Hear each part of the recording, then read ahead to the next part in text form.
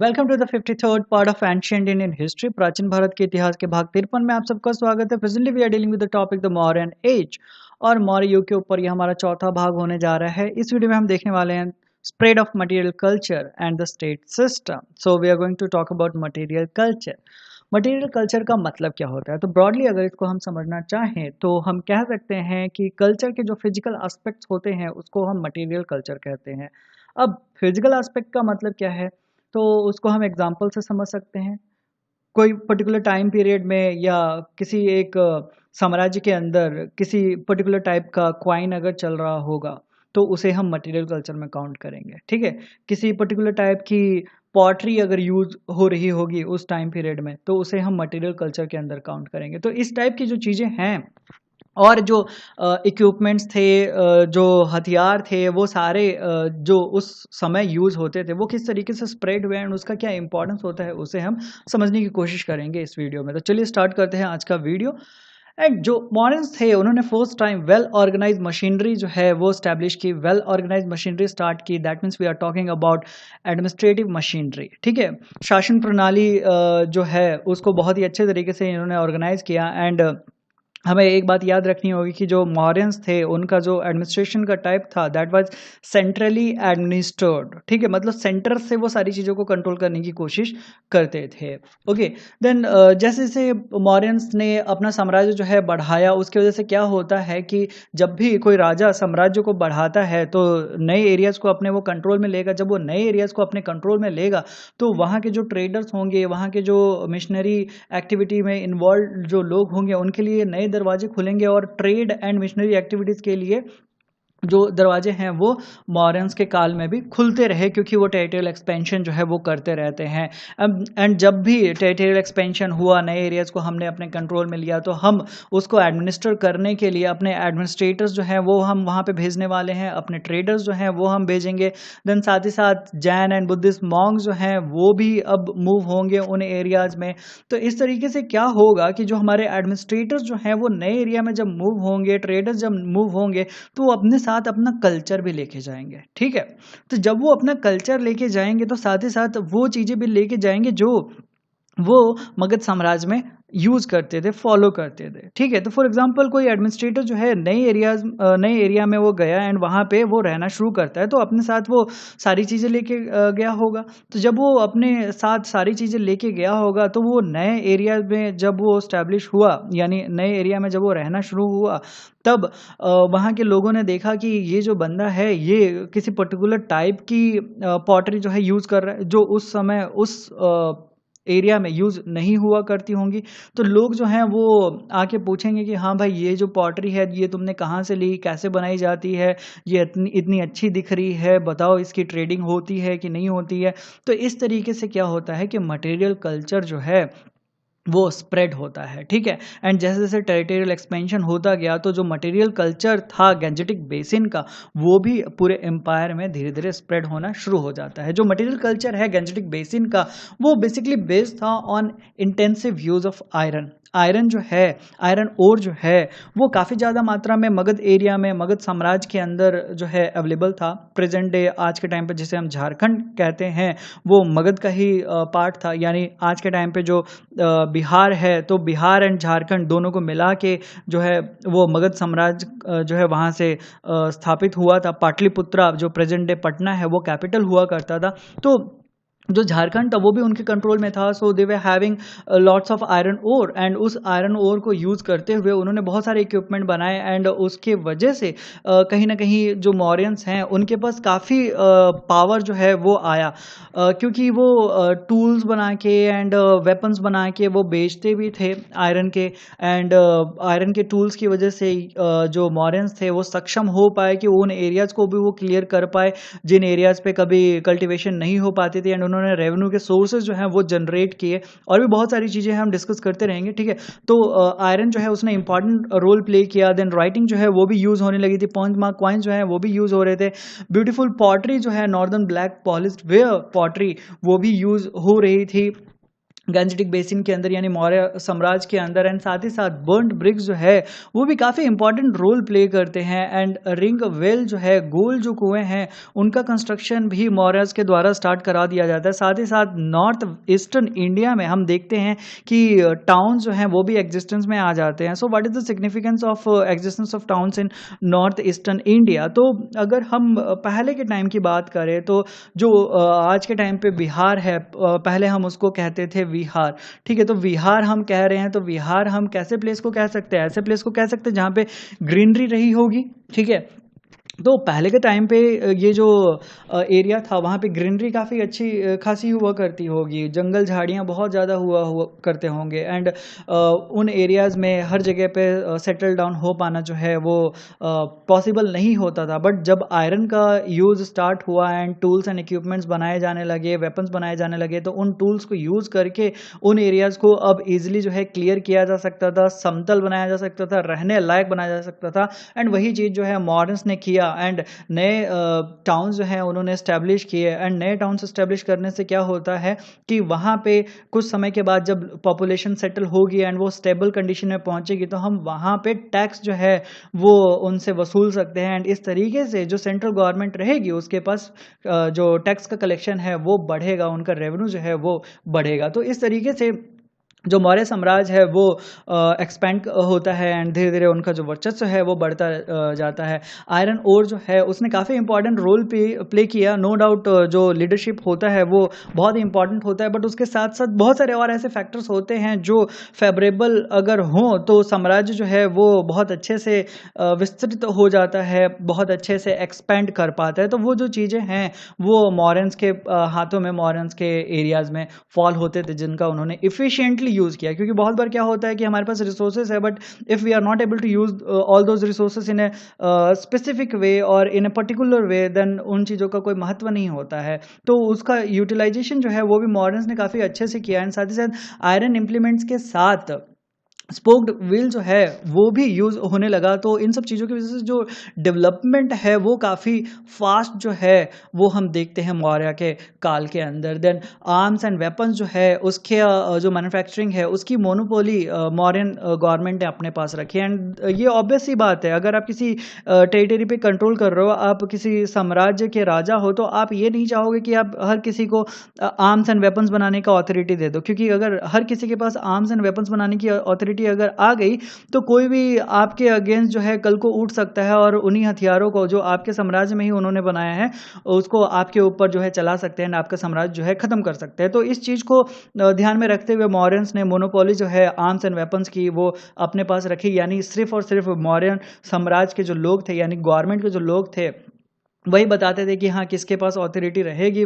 Arm and weapon बनाने की, किसके पास नहीं रहेगी। एंड जो normal day to day life में जो टूल्स यूज़ होते थे, आयरन के टूल्स एंड इक्विपमेंट्स, वो बनाना जो है हर किसी को अलाउड था। एंड लोग उन चीज़ों को बना रहे थे एंड उसका ट्रेडिंग जो है वो भी कर रहे थे। और आयरन टूल्स का जो यूज़ है वो जब मॉरियंस के द्वारा स्टार्ट हुआ तो जैसे जैसे वो एक्सपेंड कर रहे थे, जिन जिन एरियाज़ में वो अपना इन्फ्लुएंस जो है बना रहे थे, उन एरियाज़ में वो जो नॉलेज है वो भी स्प्रेड होता गया। तो मॉरियंस ने बर्न ब्रिक्स को यूज करना स्टार्ट किया। तो इसका क्या महत्व था? तो इसका अपने आप में एक महत्व था, क्योंकि जब बर्न ब्रिक्स यानी भट्टी में पकी हुई ईंटों का प्रयोग नहीं होता था, तो उससे पहले मड ब्रिक्स का यूज होता था। और मड ब्रिक्स जो है वो बारिश में ज़्यादा टाइम तक नहीं रह पाते थे, या फिर जो रेनी सीजन रहता था उसमें वो मड ब्रिक्स जो है वो धीरे धीरे गलना स्टार्ट हो जाते थे। एंड उसकी वजह से जो कंस्ट्रक्शन था उसके ऊपर इम्पैक्ट पड़ता था। बट जब से बर्न ब्रिक्स का यूज़ होने लगा तो अब क्या होगा, बर्न ब्रिक्स की लाइफ जो है वो ज़्यादा रहती है। तो बर्न ब्रिक्स की लाइफ जब ज़्यादा रहती है तो कंस्ट्रक्शन जो है वो लंबे समय तक सस्टेन कर पाता था। यानी जो कंस्ट्रक्शन है उसके ऊपर बार बार हमें रिनोवेशन का काम ये सब जो है वो नहीं करना पड़ता था। एंड उसकी वजह से रेवेन्यू जो है ऑब्वियस सी बात है बचेगी, रिनोवेशन के ऊपर हमारा खर्चा जो है वो बचेगा। तो इस तरीके से जो बर्न ब्रिक्स है उसने भी काफ़ी इंपॉर्टेंट रोल जो है वो प्ले किया जो घर हुआ करते थे वो ब्रिक्स से एंड लकड़ियों से बनाए जाते थे उस एरिया में। एंड मैगस्थनीज ने भी इस बात को अपने जनरल में बताया था कि पाटलिपुत्र जब मैगस्थनीज विजिट करता है तो उसने वुडन स्ट्रक्चर देखे थे जो काफ़ी ब्यूटीफुल हुआ करते थे। तो ये जो टिम्बर हुआ करते थे, लॉग्स हुआ करते थे लकड़ियों के, उनको एफिशिएंटली मौर्य साम्राज्य में यूज़ किया गया था। एंड धीरे धीरे ये जो मटेरियल कल्चर है ये बाकी के जगहों पे भी फैलता है। जैसे जैसे लोगों को पता चलता है कि हाँ, इस साम्राज्य का जो राजा है वो लकड़ियों को भी यूज़ करके ऐसी ऐसी चीज़ें बना रहा है, या फिर इन चीज़ों को यूज़ करके ऐसी ऐसी चीज़ें बना रहा है, तो बाकी जो लोग हैं वो भी अब थोड़ा इंस्पायर होकर उन चीज़ों को यूटिलाइज करना स्टार्ट करते हैं। एंड इस तरीके से मटेरियल कल्चर जो है वो एक्सपेंड होता है। ठीक है, लॉग्स ऑफ वुड जो है, यानी लकड़ी के जो बड़े बड़े लट्ठे होते हैं, उसको बहुत ही इफ़िशिएंटली यूज़ किया गया था मॉरन्स के द्वारा फ्लड कंडीशन को कंट्रोल करने के लिए। एंड साथ ही साथ जब वो वार में होते थे या फिर जब भी उनके ऊपर वार हो रहा होता है तो उसमें भी जो लकड़ी के बड़े बड़े लट्ठे होते हैं उसको इफ़िशिएंटली उन्होंने यूज़ किया।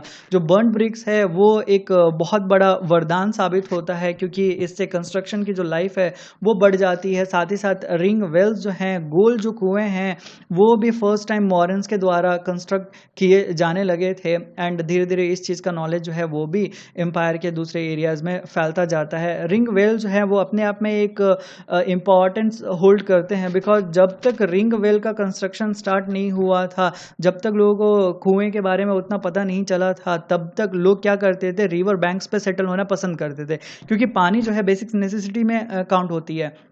एंड हर चीज़ के लिए हमें नदी के पास जाना पड़ता था पानी के लिए। तो अब क्या हुआ कि जब ये हम कुओं का कंस्ट्रक्शन चालू कर देते हैं तो लोग जो हैं अब सिर्फ नदी के किनारे बसना पसंद नहीं करेंगे, वो उन एरियाज में भी पसंद करेंगे बसना जहाँ पे पानी जो है कुआं खोदने के बाद निकल जाता है। तो इस तरीके से पॉपुलेशन जो है वो एक जगह पे एकोमुलेट नहीं होगा, वो इवनली जो है डिस्ट्रीब्यूट होना शुरू हो जाता है because of construction of ring wells. तो ये चीज़ें जो हैं वो भी इंपॉर्टेंट रोल प्ले करती हैं। एंड रिंग वेल जब कंस्ट्रक्ट किया गया मॉरन्स के द्वारा तो इसका नॉलेज जो है वो बढ़ता है, फिर और जो लोग होते हैं उनको भी पता चलता है। अशोकन इंस्क्रिप्शन जो है वो बहुत सारे इंडिया के पार्ट में मिले हैं। अमरावती में मिला है, आंध्र प्रदेश में और 3 जगहों पे मिला है, कर्नाटका में 9 जगहों पे मिला है। बट इसके साथ साथ अगर हम देखें तो वेस्ट बंगाल 24 परगना में मिला है, देन बांग्लादेश में मिला है। तो इन सब चीज़ों से हमें ये पता चलता है कि जो चीज़ें चल रही थी मौर्यन साम्राज्य में,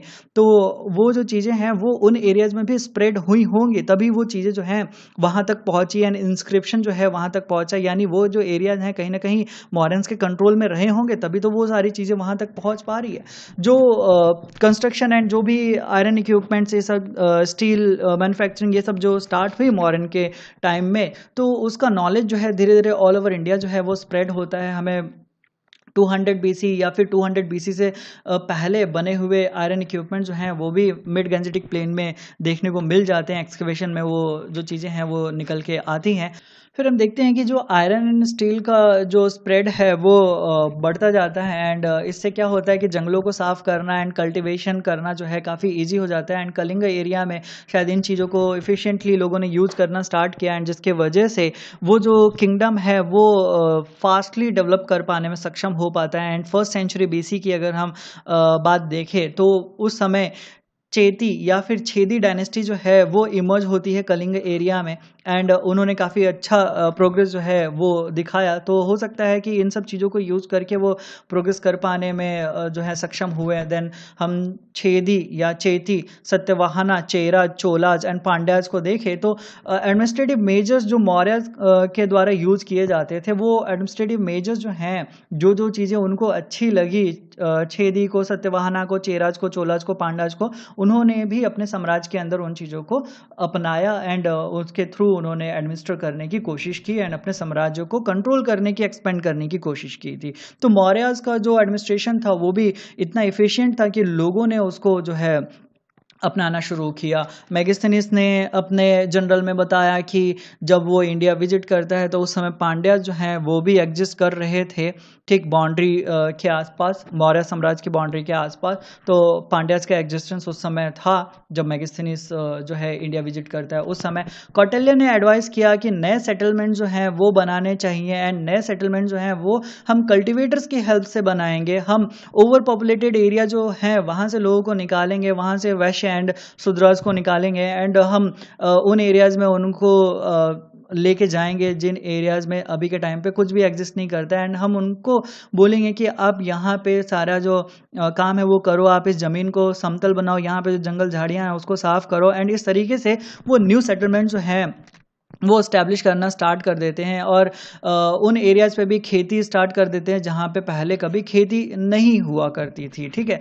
तो उन एरियाज़ में जब उन्होंने खेती करना स्टार्ट किया, नए लैंड को उन्होंने यूटिलाइज करना स्टार्ट किया, तो स्टार्टिंग में उन्होंने कॉन्सेशन दिए होंगे, टैक्स के ऊपर उन्होंने सप्लाई किया होगा कैटल, सीड एंड मनी, ताकि वहाँ पे लोग जो हैं वो इस्टेब्लिश हो पाएँ, वो अपना अच्छा खासा एक गांव या फिर टाउन जो है वो स्टैब्लिश कर पाए। एंड जब वो चीज़ें स्टैब्लिश हो जाती थी, यानी लोग जब स्टेबल हो जाते थे, तब गवर्नमेंट जो है वो धीरे धीरे वहाँ पे टैक्स जो है वो लगाना शुरू करती होगी, और उससे टैक्स जो है सेंट्रल गवर्नमेंट के खजाने में बढ़ता होगा। तो इस तरीके से जो मॉरियंस थे उन्होंने अनयूटिलाइज्ड जो लैंड था या फिर लेस यूटिलाइज्ड जो लैंड था उसको कन्वर्ट किया, एंड उसकी यूटिलिटी को उन्होंने फिर कन्वर्ट करके रेवेन्यू जनरेट करने की कोशिश की। एंड साथ ही साथ ये जो सेटलमेंट्स थे ये उन एरियाज़ में करने की कोशिश की गई थी जहाँ पे आयरन प्लाउशेयर का कोई नॉलेज नहीं था, या फिर हम कह सकते हैं कि जो ट्राइबल एरियाज़ थे जहाँ पे लोग जो है मेन स्ट्रीम में इंक्लूडेड नहीं थे, वहाँ तक इन चीज़ों को करने की कोशिश की गई थी ताकि ज़्यादा से ज़्यादा एरियाज़ को हम अपने कंट्रोल में ले पाएँ एंड उसको हम यूटिलाइज कर पाएँ, ताकि रेवेन्यू जनरेशन जो है वो अच्छा खासा हो पाए। देन धमा महामात्रा जो हैं, कहा जाता है कि उनके कांटेक्ट में ट्राइबल लोग आए होंगे, पर ट्राइबल लोगों के ऊपर धमा महामात्रास का कितना इम्पैक्ट रहा होगा, इस चीज़ को 100% श्योरिटी के साथ कह पाना जो है वो सही नहीं होगा। बट हाँ, कुछ तो इम्पैक्ट रहा होगा कि धमा महामात्रा जो है ट्राइबल लोगों के कांटेक्ट में आए होंगे, और उन्होंने उन लोगों को मेन स्ट्रीम में लाने की कोशिश की होगी, एंड जो गैंजेटिक बेसिन में मटेरियल कल्चर फॉलो होता होगा वो चीज़ें जो है उन तक भी पहुंची होगी। एंड अशोका जो है उन्होंने क्लेम किया है कि जो हंटर्स थे, जो फिशरमैन थे, उन्होंने किलिंग जो है एनिमल्स की वो छोड़ी, एंड सेटल्ड एग्रीकल्चर लाइफ जो है उन्होंने स्टार्ट की, एंड उन्होंने धम्म को प्रैक्टिस करना स्टार्ट किया, यानी धर्म को प्रैक्टिस करना स्टार्ट किया। एंड इस तरीके से उनके साम्राज्य में शांति जो है, उनकी जो प्रजा है वो नॉन किलिंग की तरफ बढ़ती है, और नॉर्मल एक जो लाइफ होती है उसकी तरफ अग्रसर होती है। तो ये चीज़ें जो है अशोका के द्वारा जो है क्लेम की गई। धम्म महामात्रास का जो पोस्ट है वो अशोका के द्वारा ही क्रिएट किया गया था, एंड उसके पीछे का मेन मोटिव यही था कि उन्होंने धर्म को जिस तरीके से समझा है, और ये जो धर्म है ये और लोगों तक पहुँचे, उसके लिए उन्होंने वो पोस्ट क्रिएट किया था। एंड धम्म महामात्रास का काम था कि वो लोगों के प्रॉब्लम्स को देखें, सुने, एंड धमा के बारे में, धर्म के बारे में उनको बताएं, उनको समझाएं, ताकि ये जो धमा है ये ज़्यादा से ज़्यादा लोगों तक पहुंच पाए। तो आज की वीडियो में इतना ही, मिलूंगा मैं अगले वीडियो में, और अगले वीडियो में हम देखेंगे causes of the fall of the Mauryan empire. I hope कि आपको वीडियो पसंद आ रहा होगा। अगर आपको वीडियो पसंद आ रहा है तो प्लीज़ लाइक करें, शेयर करें, एंड चैनल को अगर आपने सब्सक्राइब नहीं किया है तो प्लीज़ सब्सक्राइब करें। तो मिलता हूँ मैं अगले वीडियो में। Till then take care, bye bye, thank you.